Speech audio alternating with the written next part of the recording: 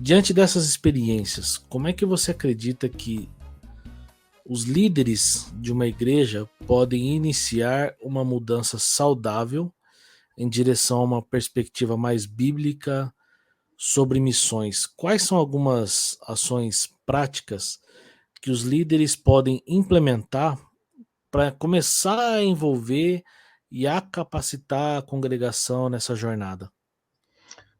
Partindo do pressuposto que seja uma igreja que tem uma visão míope, estreita, com Uhum, relação a isso, então eu diria que comece a ler biografias de missionários. uhum, Havendo possibilidade, traga alguma pessoa que está envolvida em tempo integral na proclamação do Evangelho, de fazer Jesus conhecido.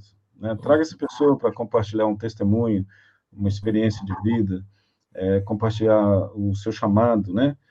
Compartilhar pedidos de uhum, oração, e colocar suas necessidades. Então, tendo a presença de uma pessoa assim, né?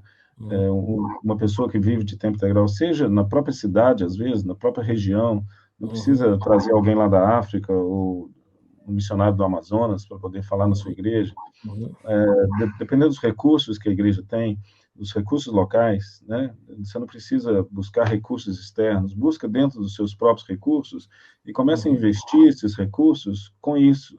Não precisa pagar passagem de avião, paga de ônibus, de trem, né? Vá uhum. buscar de carro, traga essa Sim. pessoa para compartilhar a sua experiência. Essas experiências de alguém que vive tempo integral, elas são riquíssimas e Uhum, podem enriquecer muito a igreja. E aos poucos vai criando esse estilo de vida da igreja, e isso vai criando intimidade entre a igreja local e o campo, e a visão vai se alargando, o mundo vai se alargando, né? uhum. Você sabe muito bem que todo brasileiro, quando sai do país e vai para outro lugar, ele volta, ele valoriza tanto Sim. o seu local, a sua nação, né? E tendo Uhum, a possibilidade de visitar campos missionários também, seria uhum, ótimo, né? Se puder visitar uma dessas pessoas, o campo onde vive, onde mora. uhum, Então, começar pequeno, fazendo essas pequenas ações, ela vai modificando a visão da igreja, vai alargando, ampliando a visão da igreja. uhum, E fazendo a leitura também de bons livros, né? Em relação a isso. sim. Eu, particularmente, gosto muito de biografias, né? Uhum, Mas então eu indico, né? Assim, as pessoas valer um pouco, né? uhum. Sobre isso. Né? Legal. É, no contexto atual, a gente tem ainda à disposição muitas variedades de organizações e agências que oferecem suporte missionários, né? A gente tem a própria junta de missões da IPB, tem Uhum, a Missões Mundiais da Batista, tem a própria Jocum, que é interdenominacional, uhum. é, que trabalham com missionários, mas são realizados tanto dentro e fora do Brasil. Isso inclui em comunidades ribeirinhas, povos indígenas e por aí vai. Dessa diversidade que nós temos, como você acredita que as igrejas locais podem estabelecer parcerias para disponibilizar recursos e até enviar pessoas para apoiar esses trabalhos? Além do sustento financeiro, quais critérios que têm orientado, na sua experiência aí, a escolha para estabelecer parcerias? É, no nosso caso específico, oração, Uhum, oração e oração. Né? Infelizmente, a gente tem muitos casos de exemplos muito negativos de pessoas que saem fora do país uhum, e que nós achamos que está levando a boa semente do evangelho, mas estão fazendo turismo, né? Aí fora. uhum, É uma bênção, os missionários brasileiros têm feito trabalhos maravilhosos fora do nosso país e às vezes aqui dentro do país mesmo, em outras etnias, que tem sido bênção, mas missionários brasileiros também estão trazendo muitos problemas, muitas dificuldades também lá fora, né? uhum, Então a gente ora e ora bastante e começa a estabelecer perguntas, muitas perguntas, né? uhum, Como é que foi o seu chamado? Como é que não foi? Por quê? uhum, Como? Quando? Como que se deu? Como eu te disse, a nossa relação não é uma conta bancária, Nós não temos compromisso com a conta bancária de nenhum missionário. A gente estabelece diálogo, conversa, relacionamento. A gente quer dar o ombro, né? A gente quer ombrear com o chamado que Deus tem para alguém. E quando alguém diz que tem chamado, nós acreditamos nesse chamado, mas nós temos muitas perguntas a fazer, né? E até que esse diálogo se estabeleça, a gente não dá nenhum passo, né? A gente fica aguardando que as perguntas sejam respondidas e bem respondidas, até perceber a direção de que aquilo ali é de fato uma missão de Deus, onde Deus está atuando, onde Deus também nos chama a participar. Porque às vezes Deus nos dá a convicção de que aquilo é um chamado de Deus e faz parte da missão de Deus no mundo, aquilo que Deus está fazendo, nós reconhecemos e respeitamos isso, mas nós não vamos participar, né? E quando eu digo não participar, às vezes a gente não vai participar nem com oração ali naquele momento, né? E talvez a nossa oração olha, que Deus abençoe, vá firme, mas esse não é o nosso chamado, essa não é a nossa vocação, e que Deus possa colocar aqueles que são vocacionados para fazer aquilo que você se diz chamado fazer e realizar, e que Deus te abençoe, que Deus coloque na sua vida pessoas que te apoiem, que te ajudem, que vá com Deus, né? E que Deus te abençoe.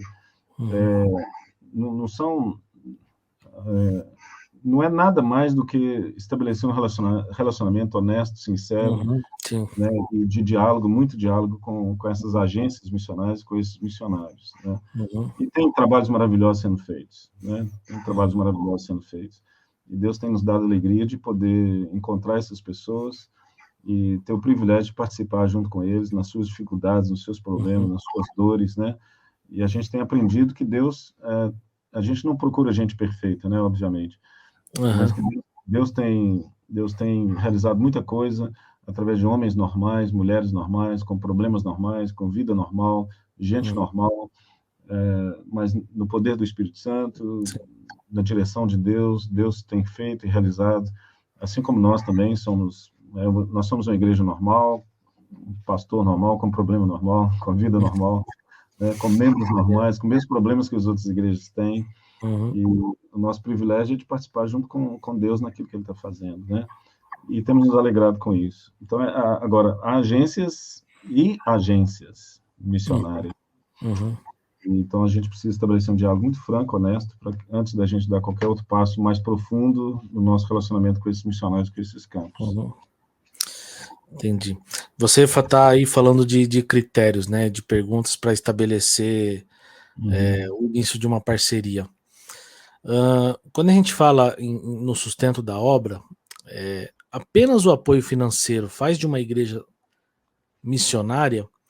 Como é que uma igreja demonstra um compromisso sério com obreiros que estão no campo, com aqueles que eles têm parceria? E quais são os sinais de uma boa parceria com a obra missionária?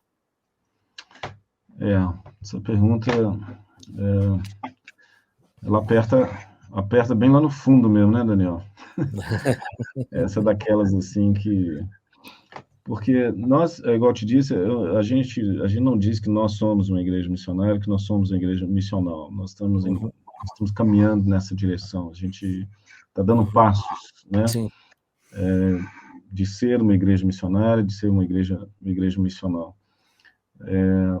Então, a nossa relação com essas pessoas, né? Eu creio que esse seria o grande sinal, na minha opinião, né? Isso talvez não responda a sua pergunta, mas assim, eu creio que o sinal é onde vê Deus sendo glorificado, um povo abençoado. Isso a gente só enxerga, só vê depois de um relacionamento profundo e próximo, né? Porque nós podemos fazer muita coisa dizendo que é para a glória de Deus e não ser, não é verdade? Eu consigo fazer coisas falando para você que eu estou fazendo para a glória de Deus e não é coisa nenhuma, né? Exato. Se eu tenho a capacidade de fazer isso, não que eu faça, eu procuro fazer, mas os outros também podem fazer. Mas quando a gente estabelece um relacionamento profundo, mais próximo, então nós estamos juntos, caminhando junto com aquele missionário, aquele campo missionário, nós percebemos se Deus está sendo glorificado. E esse é o nosso uhum, foco, nosso objetivo, que Deus seja glorificado. E quando a uhum, gente percebe isso, então isso para nós é esse sinal, é essa evidência, uhum, né? É de ver a glória de Deus, Deus sendo glorificado e um povo abençoado, né? uhum, É, uhum, ter um povo abençoado não necessariamente é de que a gente vê frutos de pessoas redimidas. uhum, Vou citar um exemplo bíblico, que Jesus cura 10 leprosos, né? Deus foi glorificado, Deus é glorificado. Quando eu leio aquela passagem, eu glorifico a Deus pelo amor e a graça dele de curar os 10, mesmo sabendo que só uhum, um ia voltar. sim, Então, fazendo essa analogia com o campo missionário, ainda que não haja fruto na vide, né? uhum, Mas a gente vê que Deus está sendo glorificado através daquele missionário, através daquele campo missionário, aquela ação missionária. A gente percebe que Deus está sendo glorificado, sim, ainda que a gente não veja fruto de nenhuma conversão, nenhuma igreja plantada, nenhum uhum, fruto nesse aspecto, né, do fruto espiritual, mas Deus é glorificado na uhum, medida que o seu povo contribui, não apenas financeiramente, mas que contribui com disposição de todo o coração, de alma, uhum, força. Então, eu creio que esse seja o sinal, é ver Deus sendo glorificado. Isso é difícil, não é uhum. fácil.